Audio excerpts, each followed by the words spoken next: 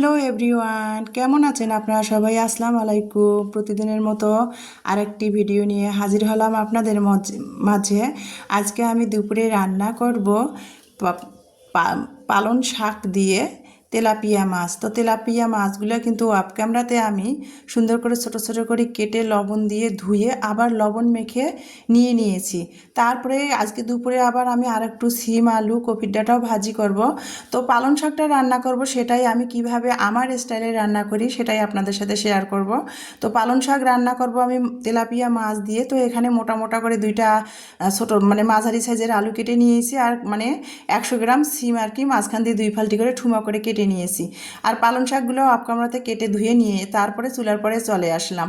এখন আমি চুলার মধ্যে একটা কড়াই বসিয়ে দিয়ে তেল দিয়ে পেঁয়াজ দিয়ে তারপরে পেঁয়াজটা ব্রাউন কালার করে ভেজে নিলাম।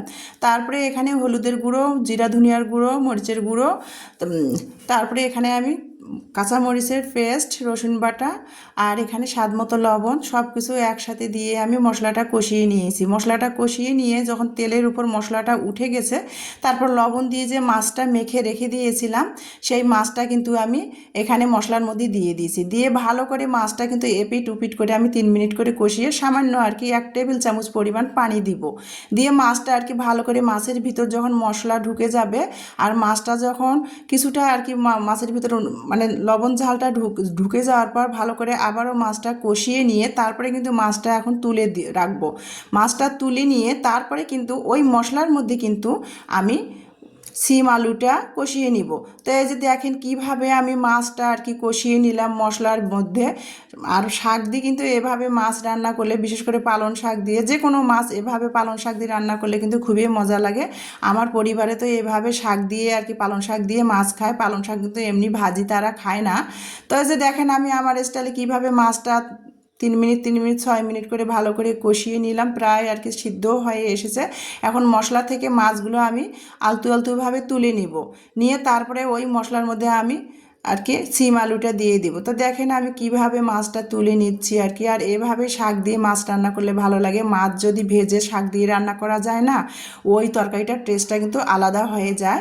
তো দেখেন আমি কিভাবে আমার স্টাইলে রান্না করতেছি। এখন কিন্তু আমি ওই মাছটা তুলে নিয়ে ওই মশলার মধ্যে কিন্তু ওই যে ঠুমা করে কেটে রাখা সিম 100 গ্রাম আর আলু দিয়ে আমি তারপরে কষিয়ে নিব। কষিয়ে নিয়ে কিছুক্ষণ আমি ঢাকনা দিয়ে রেখে দিব। ঢাকনা দিয়ে রেখে দিয়ে তারপরে যখন মাছটা আমার তরকারিটা প্রায় সিদ্ধ হয়ে আসবে, তারপরে কিন্তু আমি ধুয়ে যে পানি ঝরে রেখে দিয়েছি পালং শাকটা সেটা দিয়ে দিব। তো ঢাকনা দিয়ে কিছুক্ষণ আমি সিম আলুটা কষিয়ে নিলাম, কারণ শাকটা দিলে তো এখন শীতের আমেজ পড়েছে, পালং শাক তো একেবারে কচি, পালং শাকটা দেওয়া মাত্র সিদ্ধ হয়ে যাবে। আর দেখা যাচ্ছে যে আলু আর সিমটা সিদ্ধ হবে না, সেই জন্য আমি ঢাকনা দিয়ে আর কি আলু আর সিমটা ভালো করে কষিয়ে নিলাম। প্রায় আর কি সিদ্ধ হয়ে আসছে। তারপরে কিন্তু আমি পালং শাকটা দিয়ে দিছি। পালং শাক দিয়ে দিছি। আর পালং শাক যেহেতু শীতের শুরুতেই পালং শাকগুলো পানি অনেক বের হয়, তো পালং শাকটা তারপর ধুয়ে আমি পানি ঝরিয়ে রেখে দিয়েছিলাম। তারপর দেখেন কতগুলো পানি বের হয়েছে। এখানে কিন্তু আমার আর কোনো রকমের পানি ব্যবহার করার লাগে নাই। তো আর কি কিছুক্ষণ আমি ঢাকনা দিয়ে সিদ্ধ করে নিয়েছি। তারপরে যখন প্রায় হয়ে আসছে, তারপরে কিন্তু আমি ঢাকনা আর দেই নাই, কারণ শাকে একেবারে শুরু থেকে যদি শাক রান্না করা যায় ঢাকনা দিয়ে রান্না করলে না শাকের কালারটা নষ্ট হয়ে যায়। তো দেখেন কত সুন্দর শাকের কালারটা হয়েছে। সিম আলু পালং শাক দিয়ে আমি তেলাপিয়া মাছ আমি আমার স্টাইলে রান্না করলাম কিভাবে বন্ধুরা, সেটাই আপনাদের সাথে শেয়ার করেছি। আর আপনারাও চাইলে এভাবে ট্রাই করে খেতে পারেন, খুবই ভালো লাগে। আমার পরিবার তো এভাবে পালং শাক আর কি সারা শীতের মৌসুমে পালং শাক পাওয়া যাবে, পালং শাক এভাবে রান্না করে দিতে হবে। আর ভাজি করলে তো তারা খেতেই চায় না। তো দেখেন আমি আমার স্টাইলে কিভাবে পালং শাক দিয়ে সিম আলু দিয়ে সবজি রান্না করলাম, সাথে তেলাপিয়া মাছ। তো এই যে দেখেন এটা দিয়ে কিন্তু চাইলে সুন্দর অনায়াসে ভাত খাওয়া যায়, আর অন্য কোনো তরকারির প্রয়োজন হয় না। তো দেখেন ঢাকনা দিয়ে তারপরে কিছুক্ষণ আমি দমে বসিয়ে রাখছিলাম। আর এই যে হয়ে গেল। আর শাকটা যখন আমি কেটেছিলাম তার সাথে কিছু ধনিয়া পাতাও আমি কেটে ধুয়ে নিয়েছি শাকের সাথে, সেই জন্য আর নামাবার আগে আমার ধনিয়া পাতাটা আলাদা করে দেওয়ার লাগে নাই। তো দেখেন এখন আমি শাকটা নামিয়ে নিব।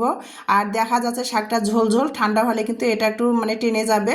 তো এই যে আমি আজকে দুপুরবেলা পালং শাক সিম আলু দিয়ে আর কি তেলাপিয়া মাছের সবজি রান্না করলাম আমি আমার স্টাইলে কিভাবে, সেটাই আমার ভালো লাগাটা আমার প্রিয় আপু ভাইদের সাথে শেয়ার করলাম বন্ধুরা। আর যারা ভিডিওটা দেখতে দেখতে এই পর্যন্ত আছেন একটা লাইক দেন, প্লিজ একটা লাইক দিয়ে দিবেন। আজকের ভিডিও এই পর্যন্ত। আল্লাহ হাফেজ।